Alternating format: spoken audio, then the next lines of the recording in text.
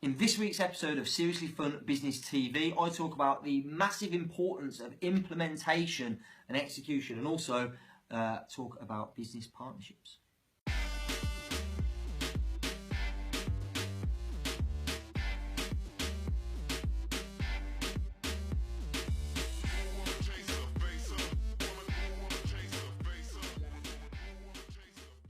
Hey, how you doing? Nick James here, and welcome to episode 11 of Seriously Fun Business TV. Yes, I am that excited.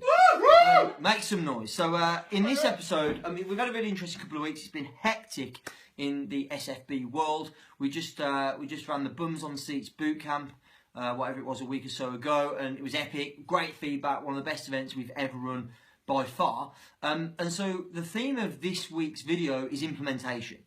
Because, you know, at any event, and the Bums on Seats bootcamp's no different, at any event there are always going to be a percentage of people that don't take action on what they've learned. And unfortunately, in my experience, this percentage is the larger percentage. It's the majority of people. I actually said from stage at the Bums on Seats bootcamp on the Sunday afternoon, after 3 days of training, I said the unfortunate truth is that 80% of you sat in this room think you're going to do loads with it and won't do anything at all. And so that then led us into an exercise which we always deliver at all of our trainings around collating all of your notes and getting them consistently prepared so that you can get into action and you can implement.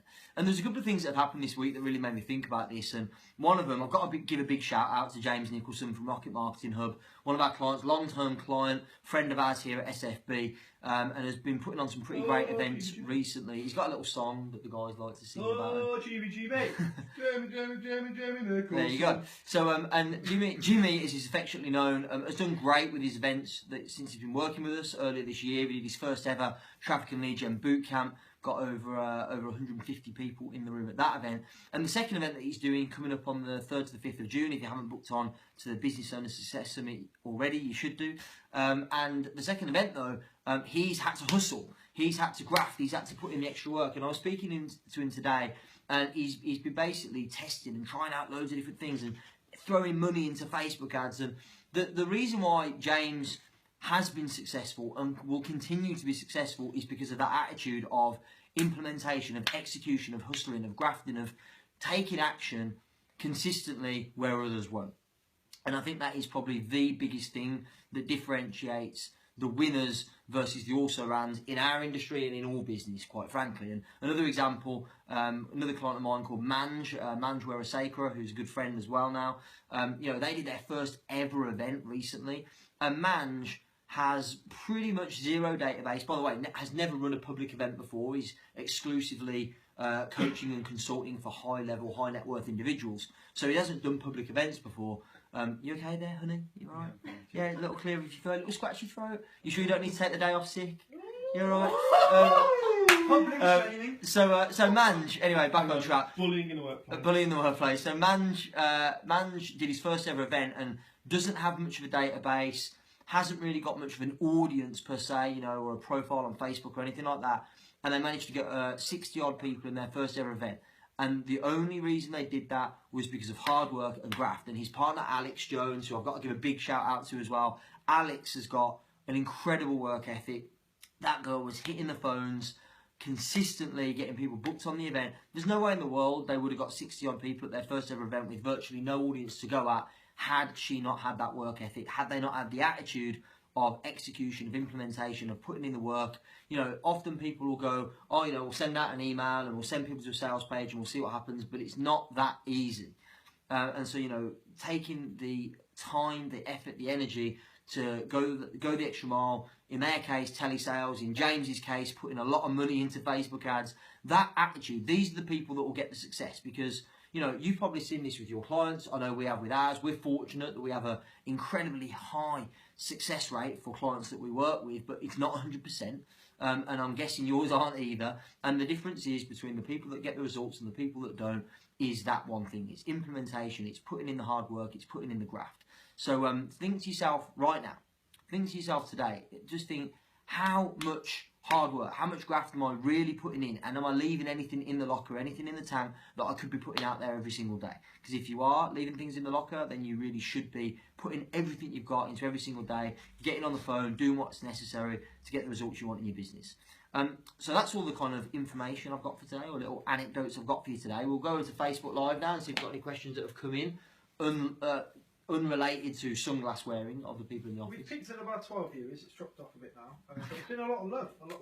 A lot of love. Hearts going across the screen. Apart from someone actually calling me and Yama brummies, Ooh. which is just not acceptable. It's politically incorrect for a start. Inception, this, isn't it? Yeah. Inception. What you got there? On the, Oh, you're watching that video on. I'm trolling on the live feed. That is Inception. I'm thinking this bit's going to get cut out. Any other questions that are coming through? Anything we want to discuss? Any thoughts, boys, girls? Things that we think? What did we learn from the Bums on Seats bootcamp we can share in today's episode? In episode 11. The number you're looking for doesn't necessarily relate to the result. I.e., what we thought would be a good number of people at our event to get the result we wanted actually wasn't the case. It was the other way around. We had less numbers in the room, but we had a better result.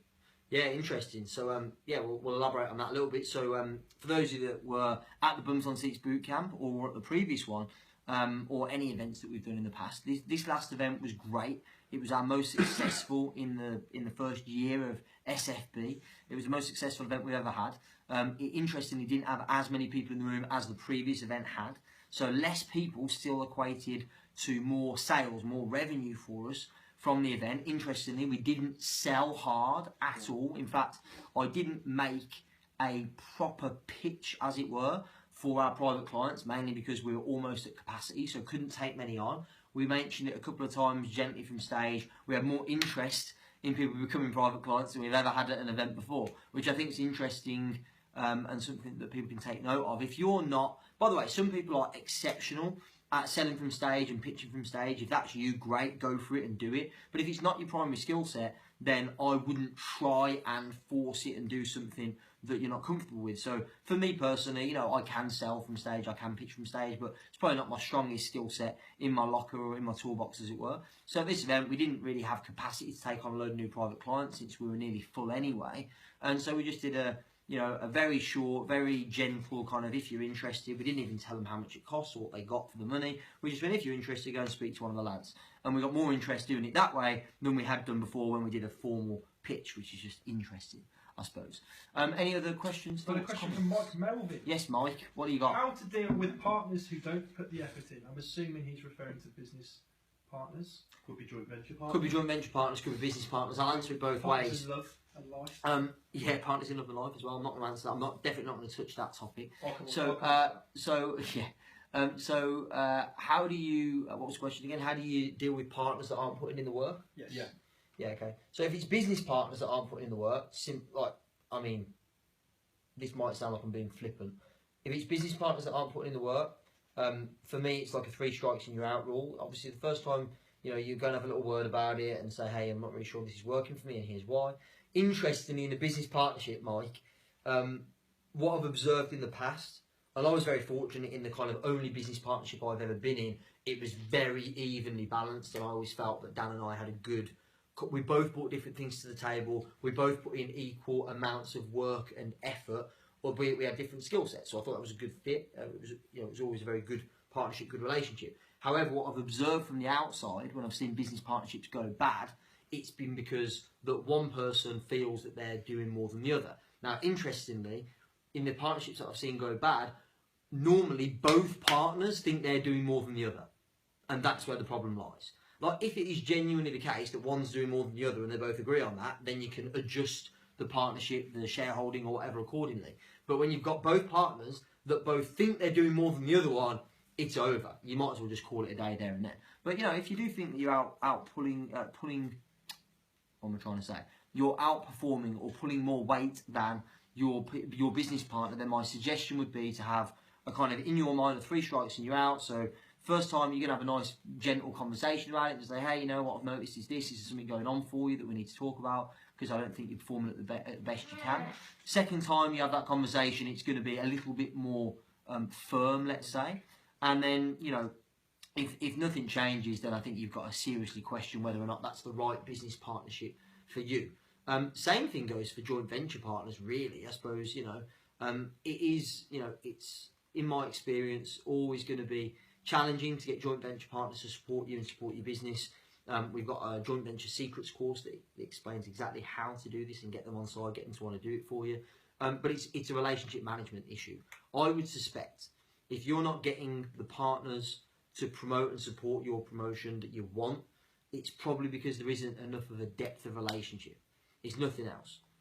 You know, when I think about all the successful joint venture partnerships I have, and there are many, they're all, the most successful ones are based upon a depth of relationship that goes way beyond business. So I think if you're trying to form joint venture partnerships with people at a surface, a transactional level, I think you're going about it the wrong way. For me, I would suggest taking a bit longer before you start doing business together, but getting the relationship solid. You know, go out and have a meal together, go out for drinks together, whatever, so that then it becomes more than just a transactional partnership, but more of a relationship-based partnership, and that's where I think you can get the best wins for both of you. There you go. There you go. All right, are we done? Should we wrap this thing up? I think so. So I hope you enjoyed this week's episode of Seriously Fun Business TV. We're now going to take a time out to insert Big Fish's meme of the week. Hopefully, Fish, it's not going to be too offensive this week.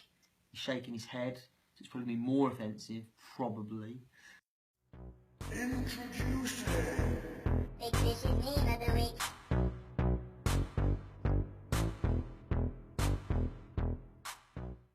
Apologies if you were in any way, shape or form offended by Big Fish's meme of the week. The views of Big Fish in no way reflect the views of Seriously Fun Business Limited or any of its shareholders for that matter. I hope you enjoyed this week's episode. As always, I enjoyed making it for you. Take care and I'll speak to you soon.